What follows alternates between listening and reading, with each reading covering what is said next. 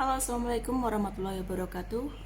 Apa kabar teman-teman semuanya? Semoga diberi kesehatan selalu. Eh, Hari ini saya akan membahas tentang langkah-langkah untuk memperpanjang paspor kita yang sudah diperbarui datanya ya. Jadi ini paspor lama saya. Nah, kebetulan ada beberapa teman yang tanya nih, bagaimana sih langkah-langkah untuk membuat paspor baru yang datanya setelah diperbaiki di video saya sebelumnya sudah ada, saya pernah buat video tentang bagaimana memperbarui data ke pengadilan ya, ke pengadilan negeri. Nah, setelah proses dari pengadilan negeri itu selesai, kita melakukan pembuatan paspor di imigrasi. Nah, bagaimana langkah-langkah pembuatan paspor di imigrasi? Ada yang tanya juga, paspor lamanya masih berlaku 2-3 tahun tuh bagaimana? Bisa, karena paspor lama saya juga berlaku 2 tahun, masih berlaku 2 tahun ya saat saya membuat paspor baru. Nah, langkah-langkah pertama untuk mengajukan pembuatan paspor baru di imigrasi, kita harus membuat antrian, kayak booking antrian di imigrasi. Nah, untuk booking antrian paspor itu sendiri, kita harus mendownload aplikasi, yaitu layanan paspor online. Kita bisa download di Google Apps atau Apple Apps ya. Nah, setelah kita download layanan paspor online, lalu kita mengisi data kita ya, seperti NIK kita, nomor KTP, tanggal lahir, dan lain sebagainya. Setelah data kita masuk, telah dikonfirmasi, setelah itu klik di menu klik antrian paspor. Nah, setelah kita klik antrian paspor, nanti ada langkah-langkah berikutnya, yaitu pilih aplikasi, pilih lokasi, lokasi imigrasi yang akan terdekat dari kota kita ya. Kebetulan saya tinggal di Kabupaten Grobogan, jadi pilihannya antara Semarang dan Surakarta, Solo. Dan saya pilih, waktu itu ada kuotanya, ada 20 kuota di Solo, jadi saya pilih Solo. Setelah itu, setelah kita memilih lokasi atau imigrasi, nanti klik lagi langkah ketiga, yaitu tentukan tanggal. Ya, kita bisa, seumumnya kita jauh, kita bisa pilih yang siang gitu ya. Kebetulan karena jarak saya ke imigrasi itu 2 jam, jadi saya tetap pilih pagi. Dan saya dapat antrian itu jam 10 pagi, sampai sana jam 9 itu langsung ketemu dengan petugas informasi, itu langsung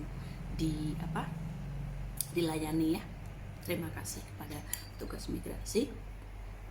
Nah, setelah langkah pertama selesai, kita mendownload aplikasi dan kita mendapat antrian paspor. Yang kedua, kita siapkan data-data kita. Nah, data-data untuk mendaftarkan pembuatan paspor baru itu hampir sama saat kita mengajukan ke pengadilan negeri ya. Jadi data-data yang pernah kita pakai di sini itu kita fotokopi lebih banyak juga nggak apa-apa ya. Jadi data-data yang kita perlukan itu adalah KK, KTP, dan akte lahir. Itu yang utama ya, 3 dari KK, KTP, akte lahir. Dan yang keempat itu adalah kalau paspor kita hilang, kita bawa surat. Yang keempat ya, yang keempat ini ada 3 macam. Jadi persyaratan paspor hilang, rusak, atau perubahan data itu sama, KTP, KK, akte. Nah, surat keempat, bila paspor kita rusak itu harus ada bukti. Kalau paspor kita hilang, harus bawa surat lapor dari polisi. Dan karena saya perubahan data, jadi yang keempat surat yang saya bawa adalah fotokopi surat penetapan perubahan data dari pengadilan negeri. Nah, yang kelima adalah foto paspor kita yang lama ya.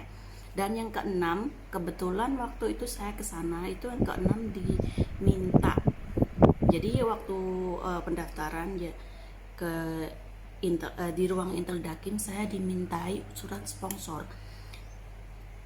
Jadi ditanya tujuan kita itu untuk apa gitu kan, memperbarui paspor kita untuk apa. Jadi saya dimintai paspor, jadi saya bawa surat sponsor itu, surat inviting letter dan fotokopi paspor dari partner saya. Keenam itu bisa surat sponsor, bisa surat kerja. Kalau yang sudah menikah dengan warga negara asing bisa akte, surat-surat nikahnya, kopi surat nikahnya, atau surat apapun yang mendukung. Nah kebetulan untuk yang keenam ini, yang ke surat keenam ini, teman saya bisa lolos karena dia dengan alasan mengajukan paspor baru untuk jalan-jalan. Tapi pas dia mengatakan untuk jalan-jalan itu, dia dimintai keterangan seperti pekerjaannya apa, gaji bulannya berapa, dan dicek juga karena dia bilang dagang, dia dicek di HP-nya dia benar-benar dagang apa dan segala macam. Nah karena untuk saya selanjutnya saya akan menggunakan untuk pengajuan visa ke Belanda, jadi saya pakai surat sponsor. Jadi intinya 6 ya: KK, KTP, akte, surat dari pengadilan negeri, fotokopi paspor kita, dan surat sponsor atau surat yang lainnya, tergantung alasan kita. Nah itu hari pertama kita mendaftar. Jadi kita harus siap untuk beberapa kali datang ke imigrasi. Pertama, kita membawa surat-surat yang saya sebutkan tadi. Itu hari pertama kita mengajuan paspor untuk perubahan data, nanti dikasih formulir. Setelah kita mendapatkan formulir, kita ke ruang Intel Dakim. Nah di ruang Intel Dakim itu kita menyerahkan data-data kita dan mendapatkan jadwal BAP. Itu hari pertama ya. Jadi jadwal pertama itu tepatnya kita mendaftar dan mendapatkan jadwal BAP. Nah hari kedua kita datang sesuai jadwal BAP yang diberikan oleh petugas imigrasi.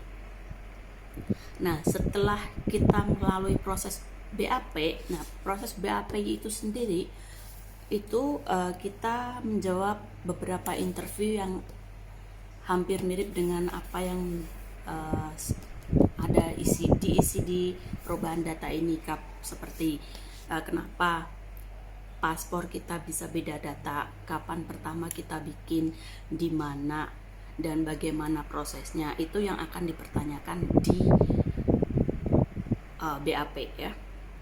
Nah setelah selesai BAP kita nunggu 3 hari kerja. Jadi setelah BAP kita bisa pulang, nunggu 3 hari kerja. Kita mendapatkan informasi melalui WhatsApp ataupun email bahwa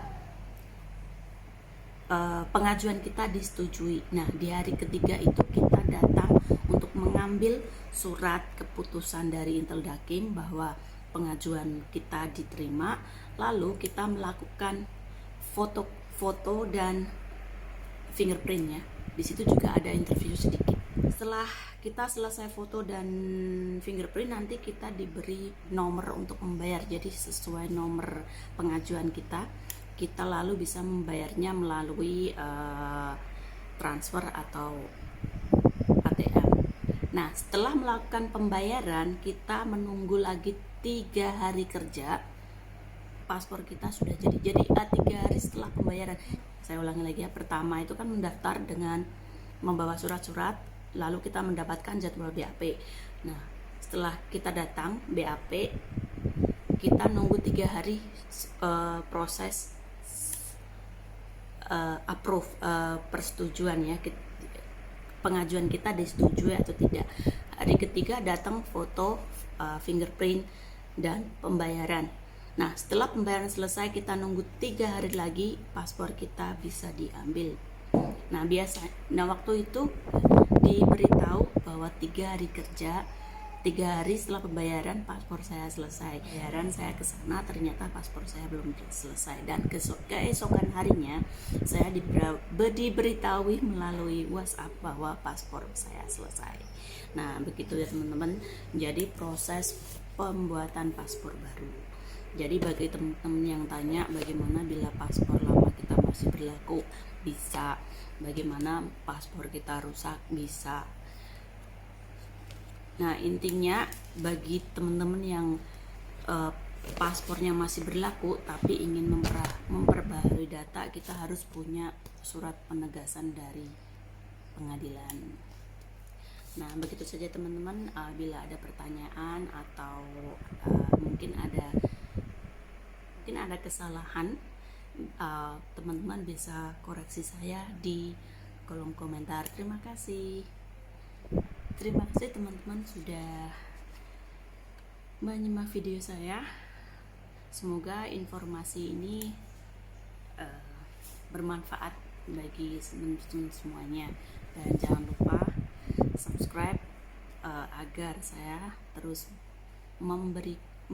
bisa berbagi informasi sesuai dengan apa yang saya tahu. Itu saja, terima kasih. Assalamualaikum warahmatullahi wabarakatuh.